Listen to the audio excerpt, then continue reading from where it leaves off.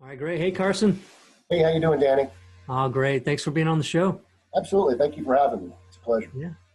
So, did you have any kids that you were taking trick or treating last night, or? Oh yeah, we had 12-year-old Darth Vader and an 8-year-old Captain America. So Oh, nice. we ran the neighborhood and collected our boxes of sugar, and now we're dealing with the consequences.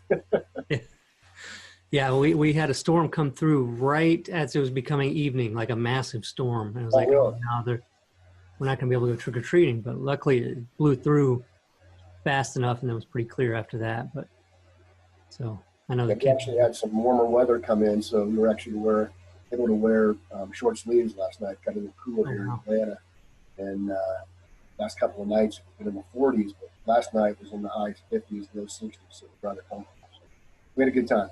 A lot of Yeah, fun. yeah, it's good. Yeah, I can't stand it when it's really cold when walking around trying to trick or I treat. know. Because We've I'm got wanting to our go stuff home done with the kid. to keep us warm. Yeah. Well, let's start with like we normally do. Let's start with your story. Let's start with what got you interested. Did somebody tell you about flipping houses, real estate investing? Did you read a book? How did you get into this business? I've just always enjoyed real estate. For some reason, I've been drawn to it. For whatever reason, I have read some of the books, and my story kind of goes back a little bit into before the crash in '06, '07. A buddy of mine put together a company. We got it off the ground. Never really did a deal. I think there was a little bit of apprehension, nervousness. We were a little scared about failing, I guess, and kind of the old adage of analyzation and paralyzation. Those two things kind of go together. And it actually was fortuitous because the market wound up really dumping. And quite honestly, we didn't know what we were doing. And we were just trying to learn as we went, and it just kind of fell apart at the seams. So in '08, we dissolved the thing. It didn't really do much. And I was working another job at the time. I was with the company for about 12 years from '01 until 2013 as a field service manager for a packaging company out of Indiana. So I traveled quite extensively, had some direct reports that I dealt with, and my family was growing. I've got a 12-year-old and 8-year-old now, but at the time, my first one was born in '06, and then another one in 2010. And I found myself just being away from the family for so long on the road and doing a lot of kind of video conferencing on Skype and watching my kids grow up. And my wife and I prayed a lot about what can we do to get me home so that I can be part of the family. We tried different things, and I went to work for another company, which I now own, so another packaging company aside from my real estate business. So it got me off the road, got me kind of here at the house. And fast forward 5 years, I own that company now completely. I came in as an associate, and through acquisition of the shares, now own the company. But the company started tanking financially. Hmm. And with that being said, we had to come up with another stream of income. Otherwise, I'd be right back into the 9 to 5 job and on the road, and those types of things. So we prayed again, and my wife really stepped up to the plate and said, "Hey, you've always wanted to do real estate. You're going to be good at it. Go do it." And she gave me Nice. the encouragement and really the backbone to go and do it and say, "Hey, I'm behind you. If you fail, we'll get through it." Nice. And that really kind of allowed me to step into it. Nice. So what did you do at that point? What were you had some experience before trying to get into that and you had made some mistakes, didn't know what you were doing. Um, so what was different this time?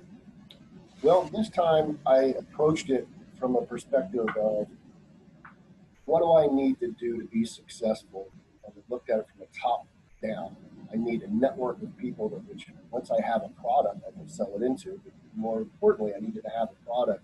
I always use the analogy of, a lot of people will tell you, oh, you got to have a website, you got to have this, you got to have a back office, you need to spend all this money to get started. And I'm like, well, I wouldn't open a store and not have any inventory on the shelves. I need to get some inventory. So I started looking at how I could acquire properties. And I was just kind of using my own knowledge. Got a sales and marketing background, and I'm very numbers oriented. And I knew what my skill sets were. And I've met with some people, some dear friends of mine that I've known for 20 plus years. And they've been in the industry. And they were able to point out some of my weaknesses. I was humble enough to ask and say, hey, where do I need to grow? And I surrounded myself, I use this term all the time, I surround myself with people that have forgotten more than I know.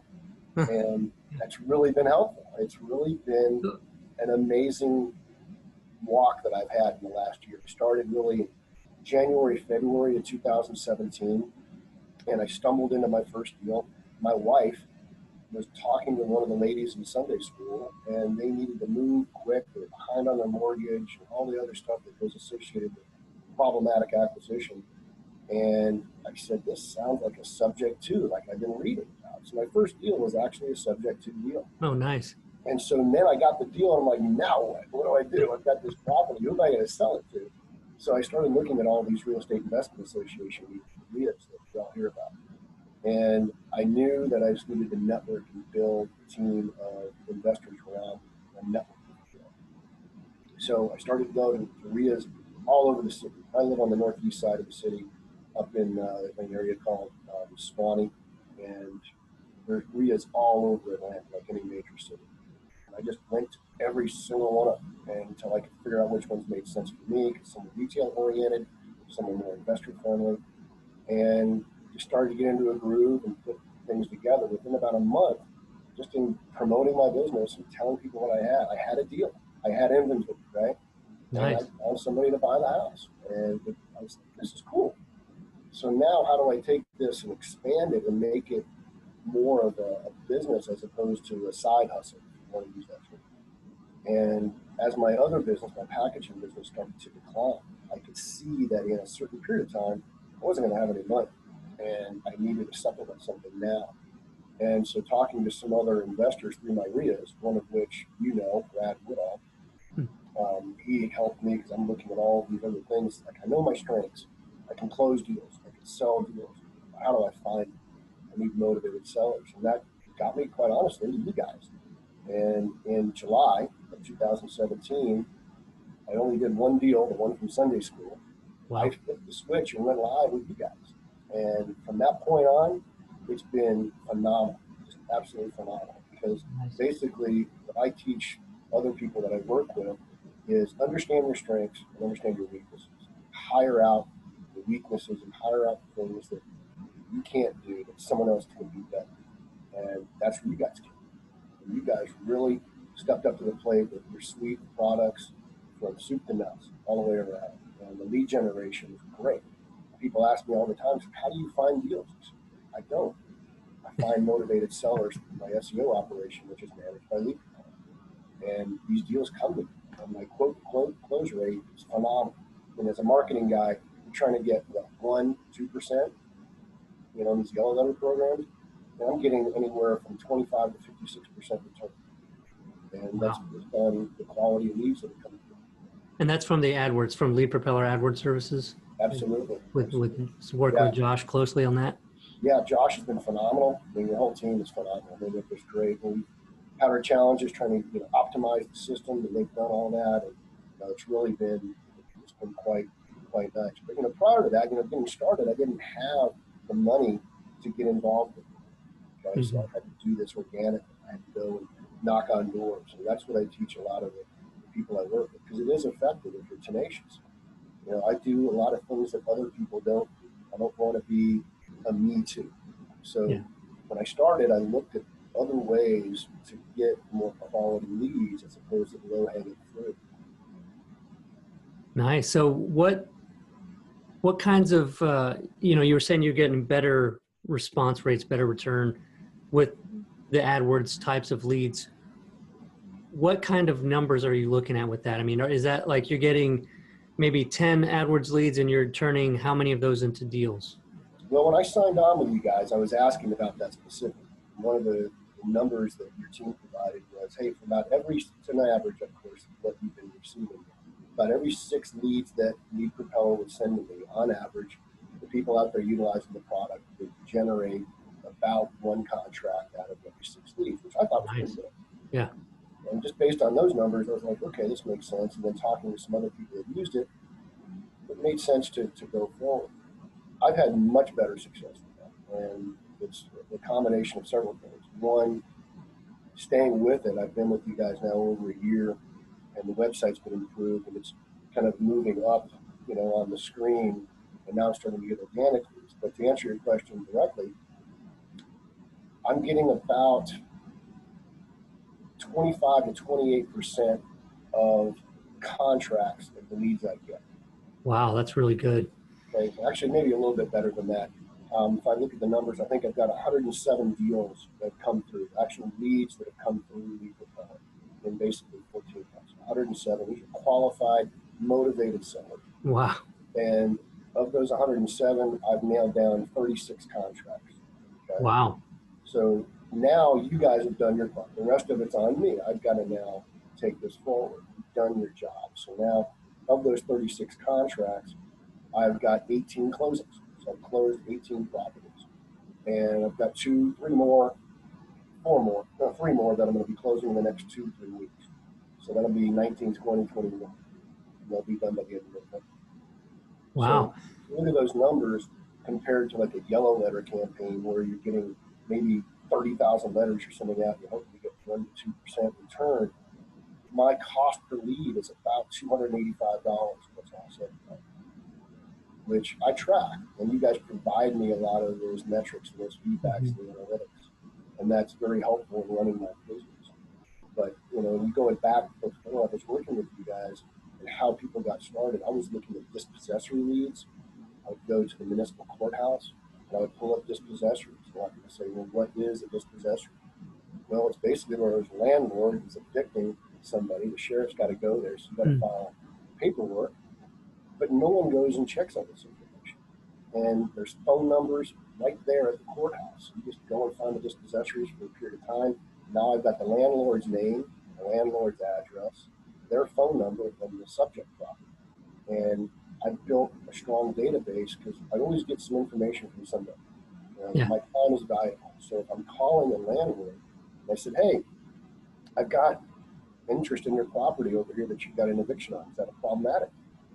And he says, well, no, it's not. I'm going to keep it, but I got this other property I want to keep. And so I might buy that one from you. Or, hey, you know what? I'm not looking to sell, but I am looking to buy. Now he goes on my buyer's. Nice, yeah.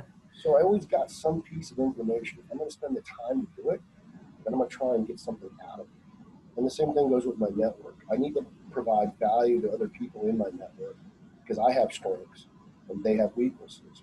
And conversely, I have weaknesses and they have strengths. And so we can find a way to put those two things together and mutually benefit from it. Then you just build a network of other investors to work with. And that's been the model to my limited success at this point. And I'm continually trying to learn. And I meet people all the time that know things that I had never even thought of. Like, wow, that's really cool. They're saying the same thing about me. So I've been fortunate that I've had some people in my life that have been able to guide me. I've got a construction background. So I went away through college, pouring concrete, apprentices, with a carpenter and that kind of stuff. So I can cost things out. But some of my weaknesses were, hey, what is an ARV? How do we determine that? So I've gotten better at this. Nice. So you had mentioned a couple of times that, working with people that would point out your weaknesses and then you would work on those or find somebody else that did that because it's something that is just something that you feel like you're not good at and, not as good as you could be as, compared to somebody else. Would you mind sharing what some of those things were that you've realized were weaknesses of yours that you've looked for other people to help you out with? Absolutely.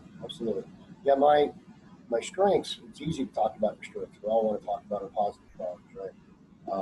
So I sat down and I wrote on a piece of paper, unapologetic, beat myself up. What am I good at? What am I bad at? And my strengths were marketing, sales, closing, interpersonal skills, those types of things. Because this business, like any business really, it's a people business. You're going to meet all kinds of people that got all kinds of interesting stories, backgrounds, and you need to be able to connect with them on some level. I tell the story of my old boss and I. We used to travel quite extensively, as I mentioned.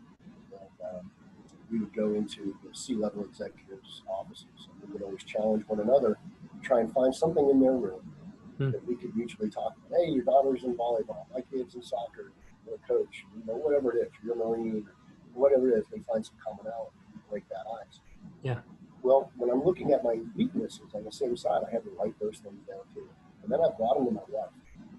And my wife, my partner, she's my best friend. She was critical of it. And I asked her, I said, hey, there's not anything coming back to you. I'm not going to say, yeah, but you. I just Yeah. wanted to know where my weaknesses were. And she validated a lot of what I said and expanded upon some of those things. And those weaknesses were one, I procrastinated quite a bit. So having a system with your REI mobile program, now I know you're getting ready to launch another one here shortly, but that helps me maintain a lot of the follow-up that I might procrastinate on. So it keeps me structured. It keeps like a back office CRM program that allows me to be successful. So my procrastination, I'm focused on, but I've got a product that helps me do that. And then I implement some other things with Outlook and reminders and things like that to help me make follow-up phone calls. That was probably the biggest. The other was my confidence. I'm a pretty confident individual. I come across when I know something very well. But when I don't know something, I come across a little apprehensive.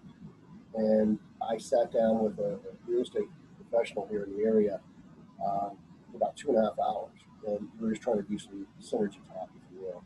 And she said, hey, I'm also a coach. Do you mind if I coach you on a couple of things? I said, yeah, sure.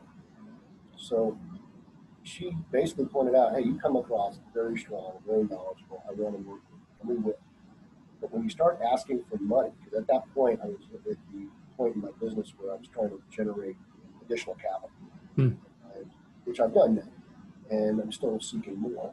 But she pointed out that because I hadn't at that time, I came across very feeble and meek and not as strong as I probably should have. She said, if you apply the same tenets and the same enthusiasm as you did before with what you're doing now and asking for private capital, I'd be more willing to lend you. But given the fact that you just asked me for this, you're not instilling much confidence in me. Yeah. Yeah. So I was like, wow, that really, I feed off constructive criticism. I like that. So I was able to take that, retune my dialogue, and since that point, I've put together about $150,000 in private capital. Nice. And now that's allowing me to do multiple deals at a time, and I get a good rate of return. So I'm not having to go out and seek the normal hard money stuff to get home with points. I'm still out there, but I feel I'm more effective being able to be more nimble this way. Right. So what was some of that advice and that coaching that she gave? I mean, was it just changing the dialogue or what kind of coaching was that? What kind of advice? It was a lot of body language and mannerisms. I usually look at somebody right in the eye when I talk to them about anything. But it was a matter of exuding the right level of confidence, like you've been down that road. I said, well, I don't want to lie, and I'm ethical. I don't want to tell someone I've done something when I haven't. But she says, no, you're not lying. You're telling them what you can do and what you will do. And you're basically asking them if they want to be a part of that or if they know somebody that is. And what winds up happening is they see an opportunity that if you bypass them, they'll be upset they missed. So then they want to be a part of it. So if you exude that level of confidence and talk to them as if, hey, this is an opportunity that I will allow you to get involved with. I need your help. And you can make money on it. And they believe that you can do it. And you can show that you have done it, maybe with some other capital, which I did. Then it opened up the floodgates. And people came to me and said, hey, I want to give you my money. I was like, wow, this is really cool. So I'm giving them a return, and they need to make money. Everyone needs to make a buck. We're all going to make money in this process. If I turn their money in 2 to 3 months, I'm not doing really major overhauls or adding square footage, cosmetic stuff, paint, carpet, AC units, that kind of stuff. Wow, no, that's a huge point, and I think that's really valuable. I mean, you give people some tactics to do this or say that, but you hardly ever hear about how you're saying it. And I think that probably has more to do with the result that you get than what you even say to people, right? Yeah, I agree with you. I totally agree with you. People want to know that you've walked that trail. People want to know that you've gone down that road. And if you can show them that in some way you have, they can connect with that. So I want to be a part of that equation. I see where you're going. You can kind of lay out your structure of where you're going. You have a vision, and you include them as a partner. But you've got to provide value. Whether it's teaching them something they don't know, or whether it's providing them a rate of return. You've got to provide value somewhere. And if I'm providing them value and they're providing me value, then you've got a great relationship. And you can't be greedy in this business. You just can't. There's a lot of people that try and maximize every dollar out of the thing. A friend of mine told me a long time ago, and stick with me, he says, a pig eats and a hog gets slaughtered. Ah. So don't be greedy. Yeah, it's a good way of saying it. It's fun to say that kind of stuff. I'm all about the analogies. So what are you working on in your business right now? Like what's the next step for you? What is the focus for you right now? Right now, we started off doing wholesale to generate capital. And as I mentioned earlier, I didn't want to be just a wholesale. You don't want to be a one-trick pony in this business. Just like any type of investor, whether it's in the stock market or whatever. So knowing that going in, my long-term vision was to have a portfolio of products, whether it be notes, whether it be rental properties, lease options, what have you. I wanted to have that passive income. And if I go off to Europe for 2 months, and I'm not wholesaling, I don't get any income. Yeah. That's a job. I'm trading my time for a job, for money. If I got a business, then my business can work when I'm not. I have systems in place, getting rent every month. So where I am right now is I've done the wholesaling. I'm going to continue to do that because that helps generate capital. That kind of helps feed my personal budget. But as I'm moving forward, I get these opportunities that are strong through my lead propeller side. I'm converting some of these into rentals. I'm converting some of these into wraparound. I've got a property right now. It's a condo. They won't allow you to rent. So I'm going to buy it, and I'm going to rehab it, and then I'm going to wrap a mortgage on it because I'm getting it subject to. So I do a lot of creative acquisition. So my goal is to pick up about 3 to 5 properties per year on top of my wholesale, as well as teach others, because now I found that people that want to learn, I can provide them a lot of education. Granted, I don't know everything. I don't admit to knowing, but I know enough to get them started where they can go and learn as they go, but have basic building blocks to be successful. And that's what others did for me, and I want to do that. So in doing so, they provide me with leads, and then we split the profits on those leads. I'm not charging them any money or anything like that, and that's providing another source of lead generation. And I help them cultivate those leads and show them how to talk to the seller, show them how to structure deals, cost out situations. So the teaching aspect of it is something I'm interested in as well. And that go ahead. I was going to say, is that a lot done through your networking through the RIAs, or how are you doing that? How are people coming to you? Absolutely. From your buyers list, or through the RIAs that I attend. Most of the people, I've got 6, 8 people now, associates, if you will.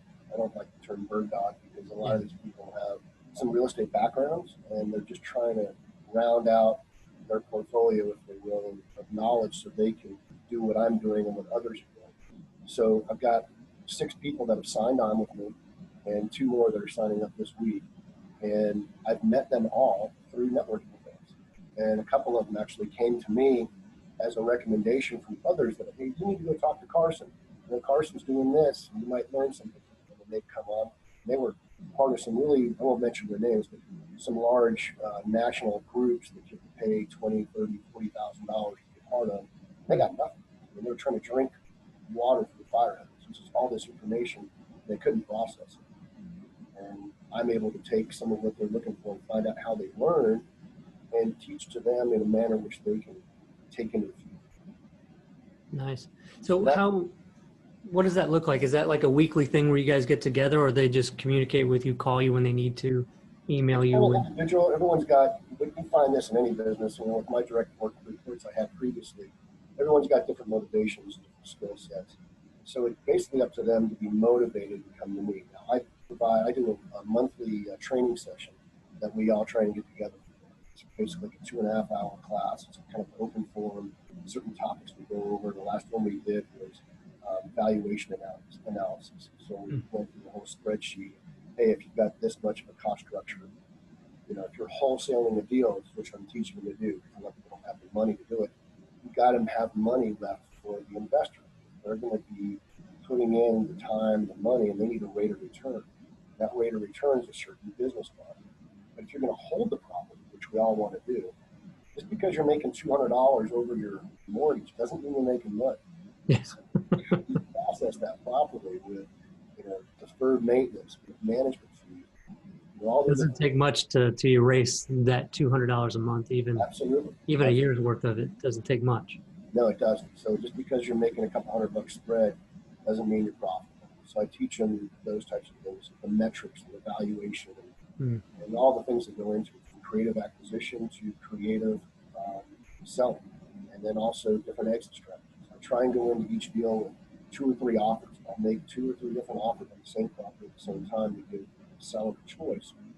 And then on the back end, I've got 2 or 3 exit strategies. So I can flip this, or I can wholesale, or I can do whatever I need to do.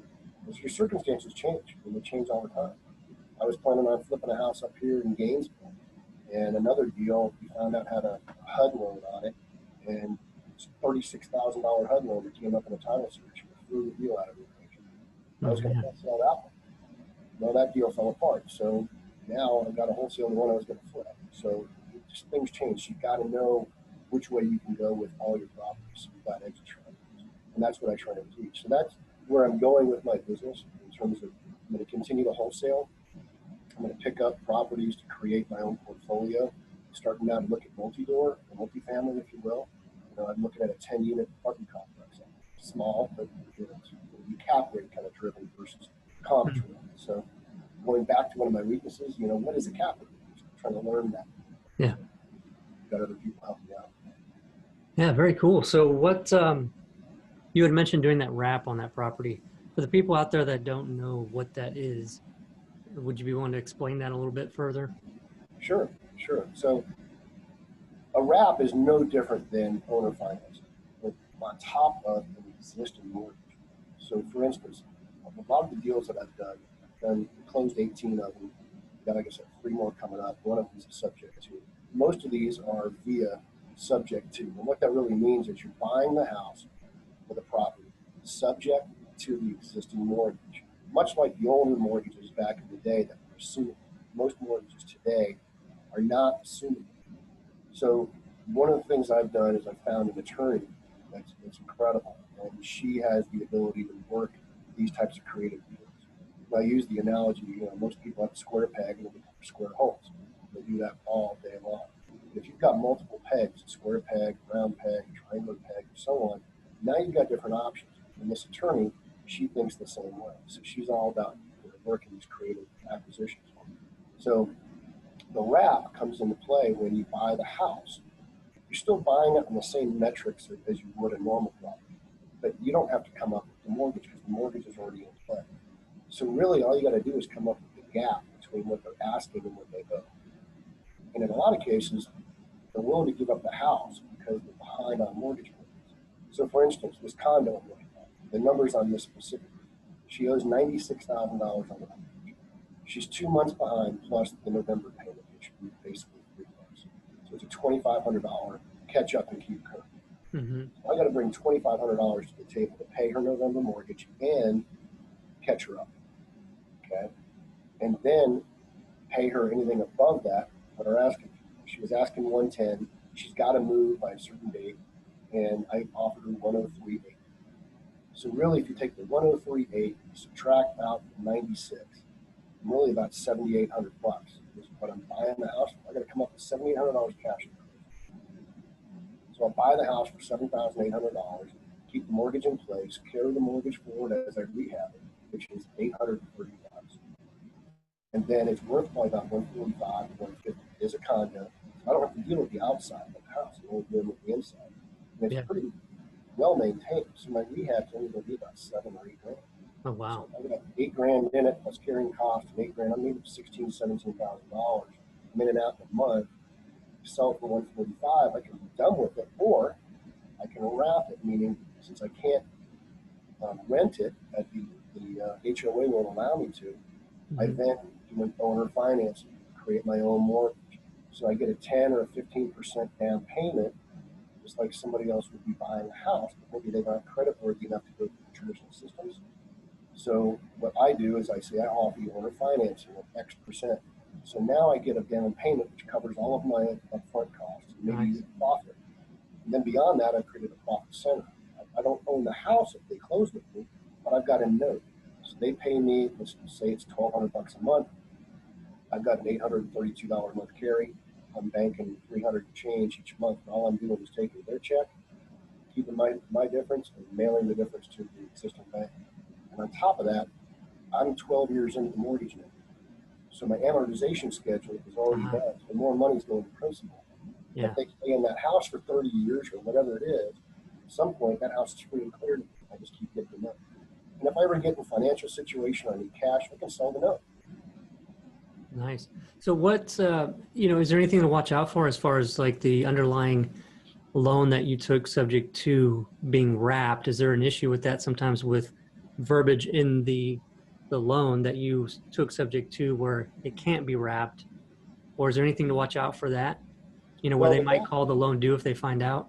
Well, that's perfect. And that's an excellent point. In order to make this thing legal and work properly and mechanically in terms of the financing, the banks have due on sale clauses. So once the deed changes, the money's due on sale. So you have to legally protect yourself. And there's a way to do that. And I'm talking in the state of Georgia.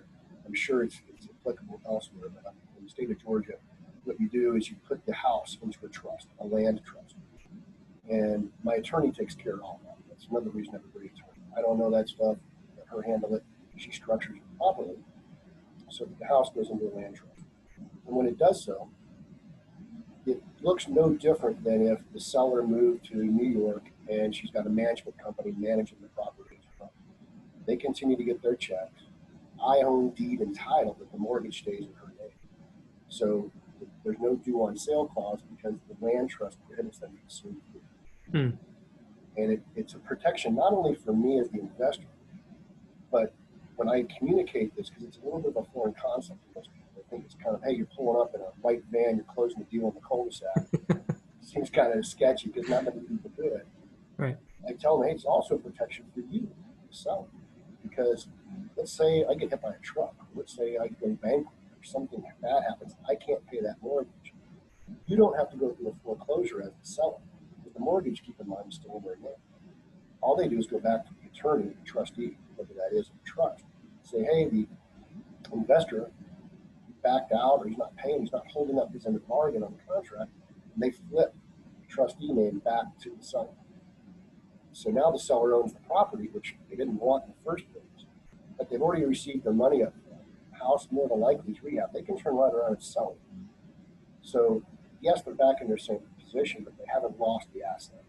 So it's kind of rare. It doesn't really happen that much, but that is possible. And I always point that out to people. Ask me, why are you telling them the negatives? Well, I want them to be informed. I'm not trying to, steal anything from them. I'm helping them in a situation.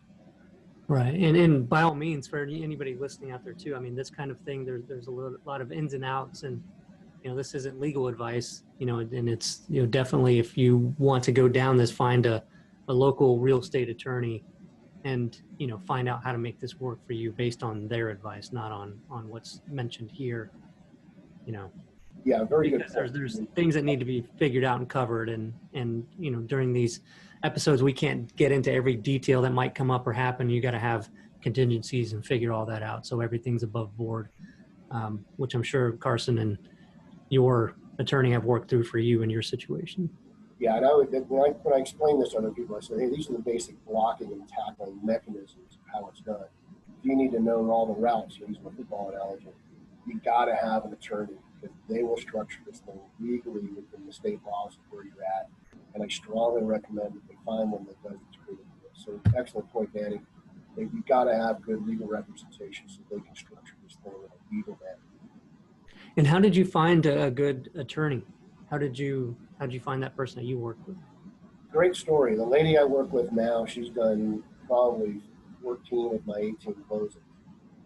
I met her at a real estate investment association here locally, and just through networking, I said, hey, I'm looking for an attorney. I knew she was because she had a name tag on, and I told her what I was doing. And it just happened to be that one of those circumstances where the stars aligned, if you will.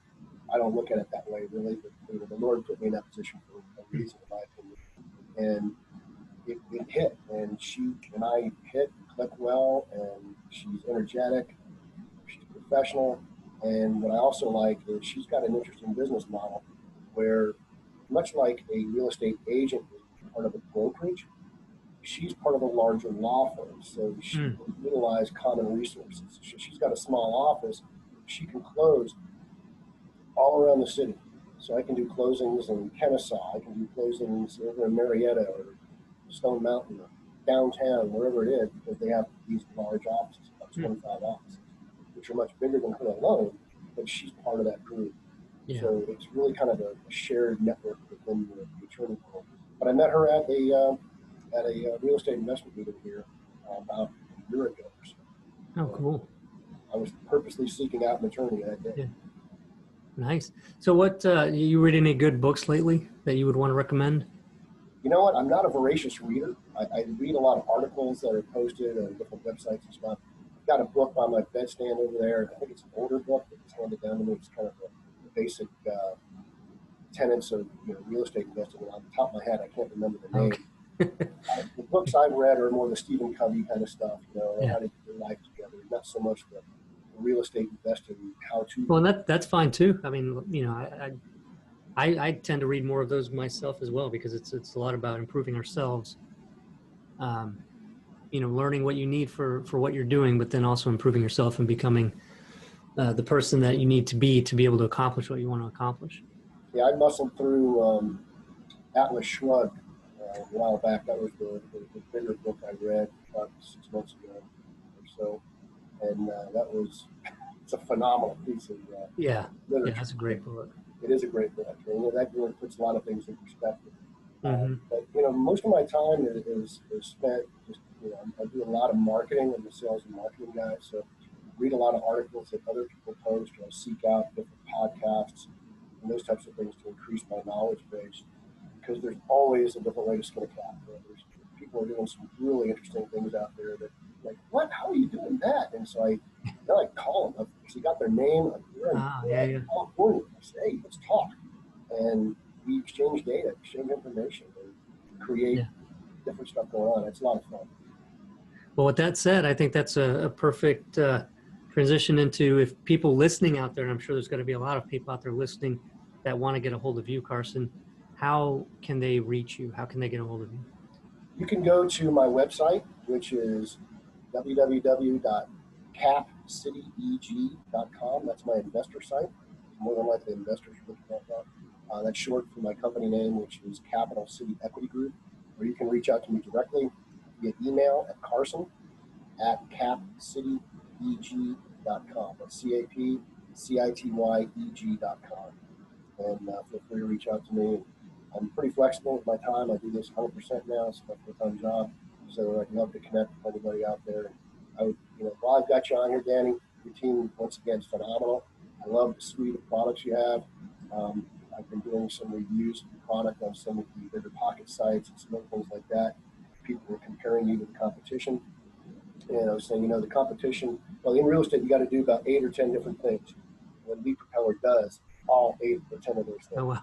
Yeah. Where your competition, I feel, does 3 or 4 of them. So if I had Lead Propeller doing everything I needed to do, and I got rid of you guys for whatever reason, I would need 2 or 3 companies to supplement everything I'm doing here with you guys. Well, I appreciate that, and appreciate you being a customer and using the services and sharing your story and what you've experienced from that. I really do appreciate that. And for everybody listening, it's like, I'm not paying you to say all this stuff. Not at all. Not at all. On the show, reached out, wanted to be on and talk about it. So I really do appreciate that. And, we're not real super self-promotional. And so it's good to have you guys come out and, you came on and just started, promoting our stuff. And I appreciate that. And everybody else out there listening, should check it out too, leadpropeller.com. But Carson, I really enjoyed learning more about you and your story and what you've done in such a short amount of time. It's awesome. It's a really good stuff. And a lot of the mention of the networking and getting out there and working with other people, helping them also helps you, and you guys all do better. So I think that's a big takeaway from this one. Well, thank you, Danny. I appreciate that. And I can't stress that enough. The only reason I am where I am right now is because of the people that are in my lives. And they've been extremely helpful in helping me to get through. And I couldn't have done it without them. And if you have that mentality of being humble enough to ask for help, then you'll go very, very far in this business. And it's important to know who got you there, so that everyone's got to make a buck. I don't really believe in competition. There's enough business out there that everyone can get a piece of the pie. I look at everybody that I meet as a potential colleague, really. Nice, well said. Well, thanks a lot, Carson, and keep in touch. We'll talk soon. All right, Dan. Thank you, Danny. I appreciate your time. Yeah, have a great day. All right, take care.